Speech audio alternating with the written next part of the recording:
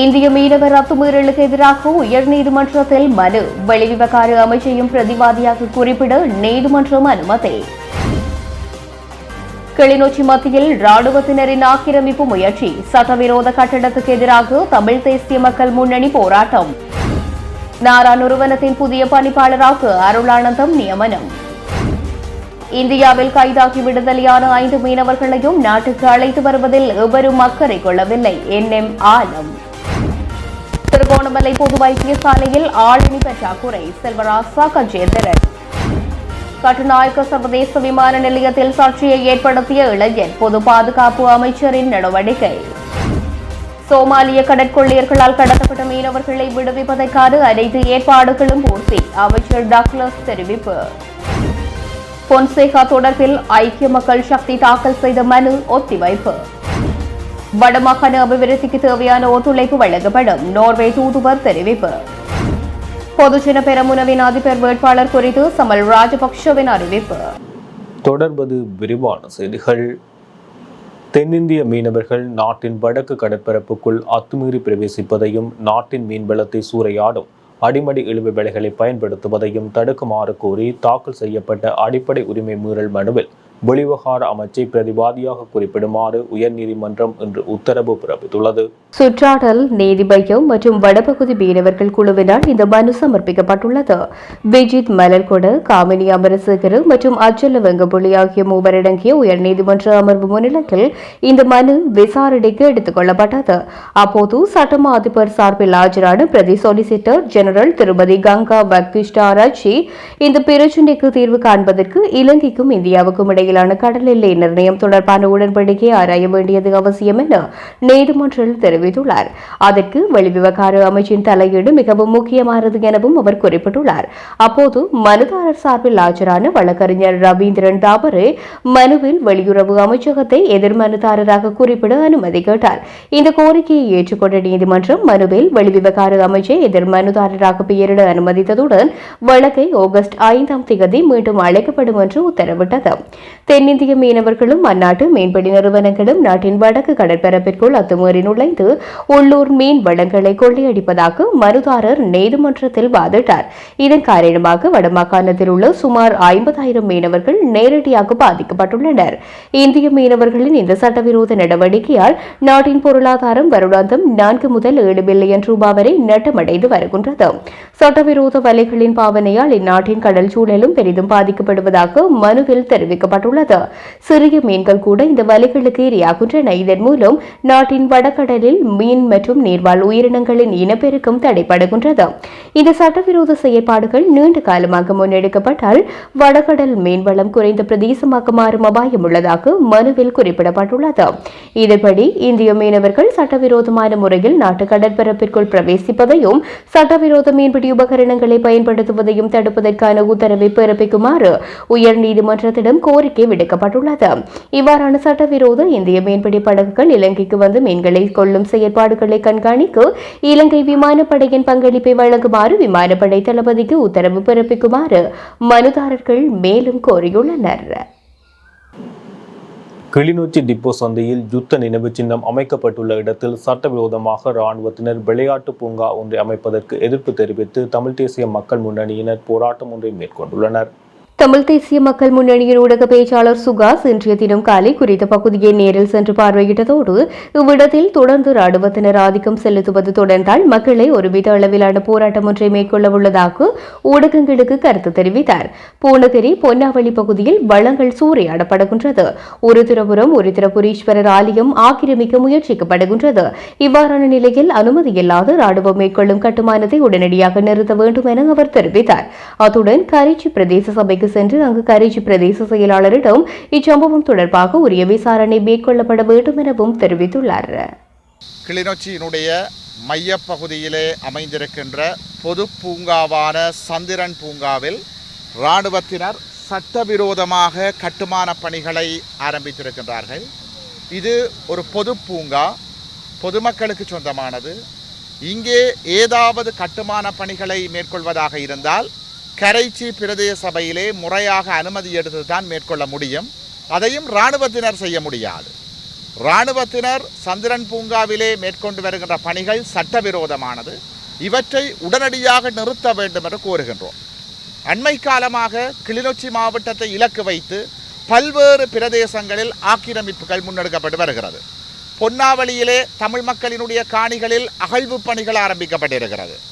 கிளிநொச்சி உருத்திரபுரீச்சரத்தில் பௌத்த விகார இருப்பதாக ஆக்கிரமிப்புக்கான ஏற்பாடுகள் நடந்திருக்கிறது. அதை விடுத்து கிளிநொச்சி நாச்சிக்குடாவிலே தமிழ் பாடசாலை பெயர் மாற்றப்படுகிறது. இறுதியாக சந்திரன் பூங்காவில் கை வைத்திருக்கிறார்கள். இது என்னத்தை காட்டுகின்றது என்றால், கிளிநொச்சி மாவட்டத்தில் அரச இயந்திரம் தங்களுடைய பார்வையை செலுத்தி இருக்கிறார்கள். கிளிநொச்சியையும் ஆக்கிரமிப்பதற்கான முஸ்தீபுகள் மிக தீவிரம் பெற்றிருக்கிறது. இதுக்கு எதிராக நாங்கள் மிக தீவிரமாக செயற்பட போகின்றோம். இன்று கரைச்சி பிரதேச சபைக்கு சென்று இந்த நடவடிக்கைக்கு எதிராக முறைப்பாடு வழங்க இருக்கிறோம். அதைத் தொடர்ந்து விரைவில் பாரிய ஆர்ப்பாட்டம் ஒன்று நடைபெறும். மக்கள் சிந்திக்க வேண்டும். கிளிநொச்சியினுடைய மைய பகுதியை நாங்கள் இழப்போமாக இருந்தால் இது இன்னும் விஸ்தீரணம் பெறும். தமிழ் மக்களினுடைய காணிகள் அனைத்தும் ஆக்கிரமிக்கப்பட்டு சிங்கள பௌத்த மேலாதிக்கம் திணிக்கப்படும். இதனை நாங்கள் அனுமதிக்க முடியாது.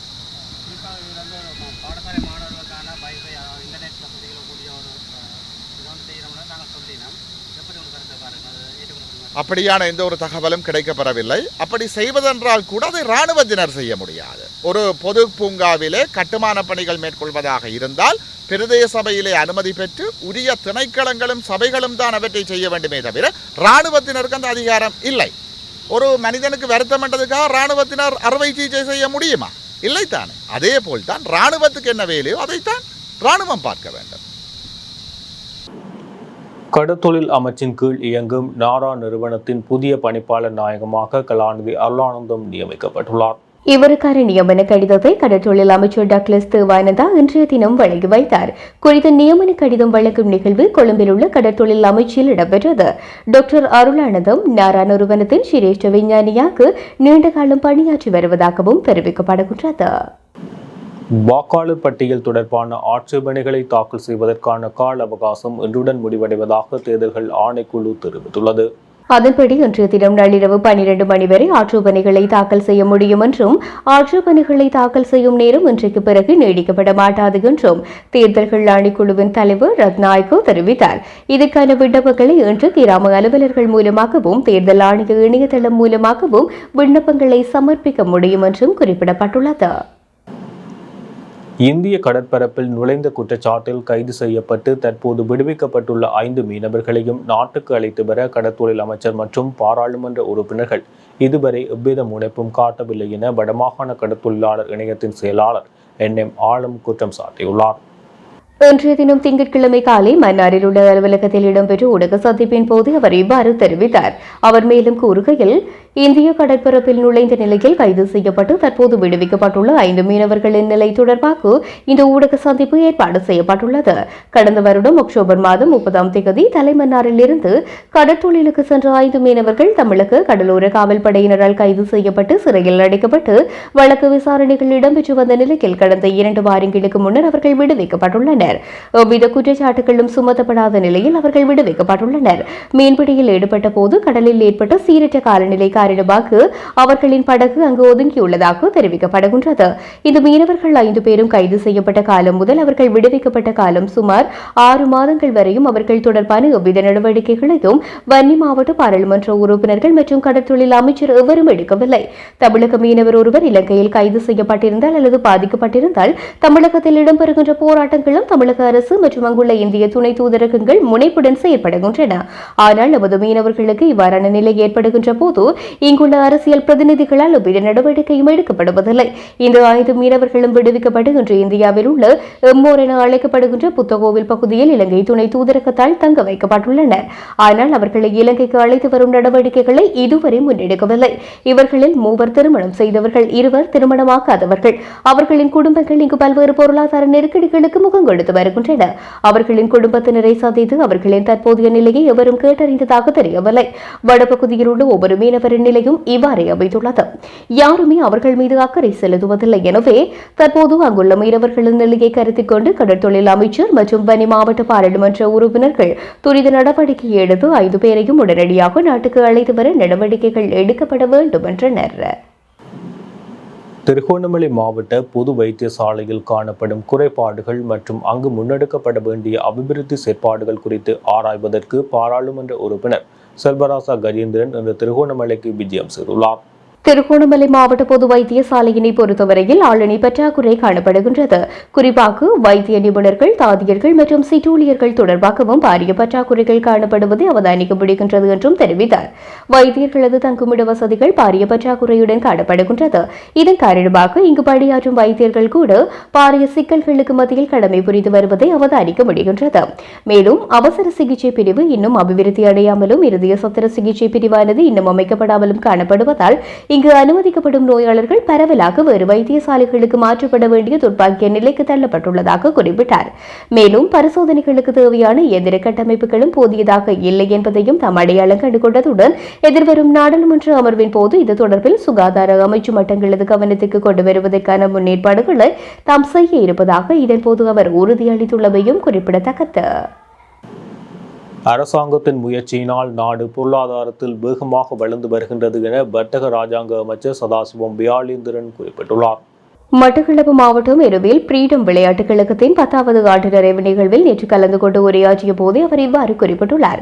இது தொடர்பாக அவர் மேலும் கூறுகையில், அரசாங்கமும் ஜனாதிபதியும் இன்னும் பலரும் கூட்டாக எடுத்துக்கொண்ட கடின உழைப்பால் தற்போது நாடு படிப்படியாக பொருளாதாரத்திலிருந்து வேகமாக வளர்ந்து வருகின்றது எனவும் குறிப்பிட்டு கூறியிருக்கின்றார்.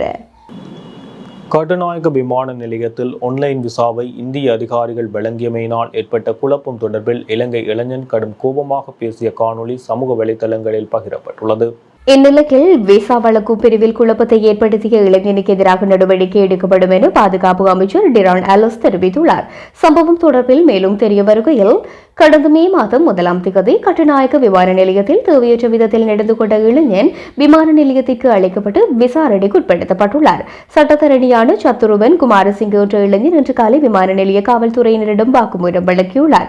அவர் விமான நிலைய காவல்துறைக்கு வந்தபோது வேறு சில வழக்கறிஞர்களும் அங்கு வருகை தந்துள்ளனர். இதேவேளை விமான நிலையத்தில் இடம்பெற்ற அசாதாரண சூழ்நிலையை பதிவு செய்து குடிவரவு குடியகல்வு திணைக்கள அதிகாரிகள் மூவரின் வாக்குமூலங்களையும் கட்டுநாயக்க காவல்துறையினர் நேற்று மாலை பதிவு செய்துள்ளமை குறிப்பிடத்தக்கது. யாழ் சர்வதேச விமான நிலையத்தை அபிவிருத்தி செய்வதற்காக முதலீட்டாளர்களிடமிருந்து முன்மொழிவுகள் கோரப்பட்டுள்ளதாக அமைச்சின் செயலாளர் KDS ருவன் சந்த தெரிவித்துள்ளார். அதோடு இதன்போது ஒரே ஒரு முன்மொழிவு மாத்திரமே கிடைக்கப்பெற்றதாக அவர் குறிப்பிட்டுள்ளார். இதன் காரணமாக யாழ் சர்வதேச விமான நிலையத்தை இந்தியாவுடன் இணைத்து அபிவிருத்தி செய்ய தீர்மானிக்கப்பட்டுள்ளதாக அவர் கூறியுள்ளார். அதற்கமைய விரைவில் இதற்கான யோசனை தயாரிக்கப்பட உள்ள நிலையில் எதிர்வரும் ஜூலை மாதம் முதல் யாழ் சர்வதேச விமான நிலையத்தில் இருந்து ஏர் இண்டிகோ விமான சேவை நிறுவனமும் விமான பயணங்களை முன்னெடுக்க உள்ளது.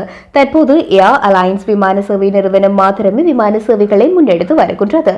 மேலும் ஏர் அலையன்ஸ் விமான சேவை நிறுவனத்தினால் கொழும்பு சென்னை இடையே நாளாத ஒரு விமான சேவை முன்னெடுக்கப்படுகின்றமை குறிப்பிடத்தக்கது.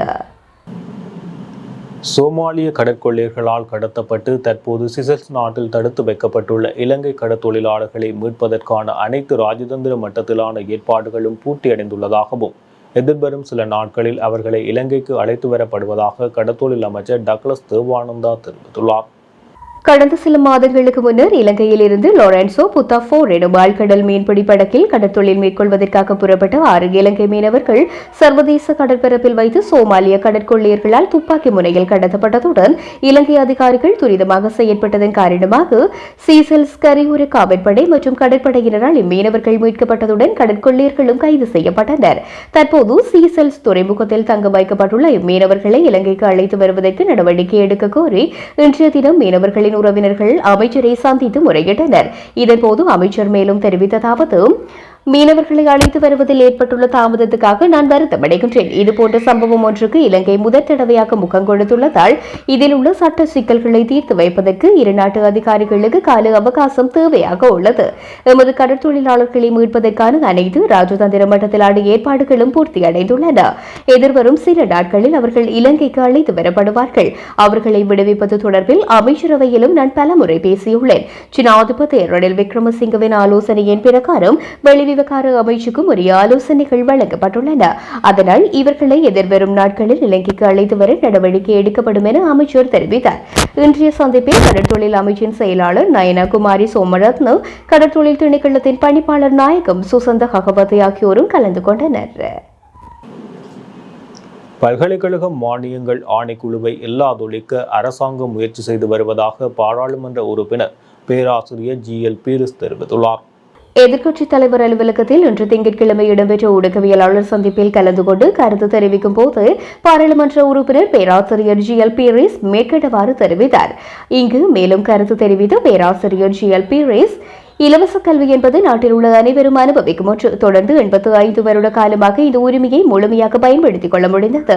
அத்துடன் கஷ்டமான பிரதேசங்களில் இருந்து பல்கலைக்கழகங்களுக்கு வரும் மாணவர்களின் வாழ்க்கையை வெற்றியடைய செய்வதற்கு பல்கலைக்கழகத்தில் பெற்ற கல்வி பெரும் உதவியாக அமைந்திருந்தது. இந்த உரிமைக்கு இப்போது சவால் விடுக்கப்பட்டுள்ளது. கல்வித்துறையில் கடுமையான மாற்றங்களை மேற்கொள்ளும் முன்மொழிவுகளை அரசாங்கம் முன்வைத்துள்ளது. இந்த முன்மொழிவுகளின் சாராம்சம் தான் உயர்கல்வித்துறையில் இருந்து அரசு விலகுவதாகும். உயர்கல்விக்கான பொறுப்பை நேரடியாக ஏற்றுக்கொள்ள தற்போதைய அரசாங்கம் தயாராகவே இல்லை. எனவே இதனால் உள்ளோர் இல்லாதோர் இடைவெளி கணிசமாக அதிகரிக்க வாய்ப்புள்ளது. இளைஞர்களின் விரக்தி போக்கு அதிகரிக்கும் அபாயமும் இருக்கின்றது. அரசாங்கம் கொண்டு வந்துள்ள பிரேரணைகளில் பல்கலைக்கழக மானியங்கள் ஆணைக்குழுவை இல்லாதொழிப்பது குறித்தும் குறிப்பிடப்பட்டுள்ளது. பல்கலைக்கழக மானியங்கள் ஆணைக்குழு பல முக்கிய செயற்பாடுகளை கொண்டுள்ளது.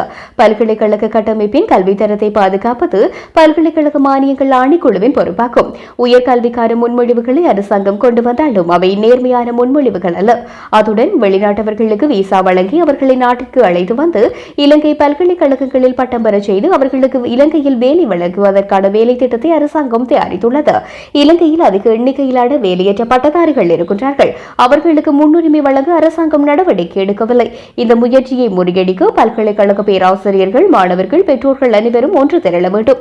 உயர்கல்வியை இல்லாதொழிக்க இந்த மக்கள் ஆணை இல்லாத அரசாங்கத்துக்கு இடமளிக்க கூடாது என்றார்.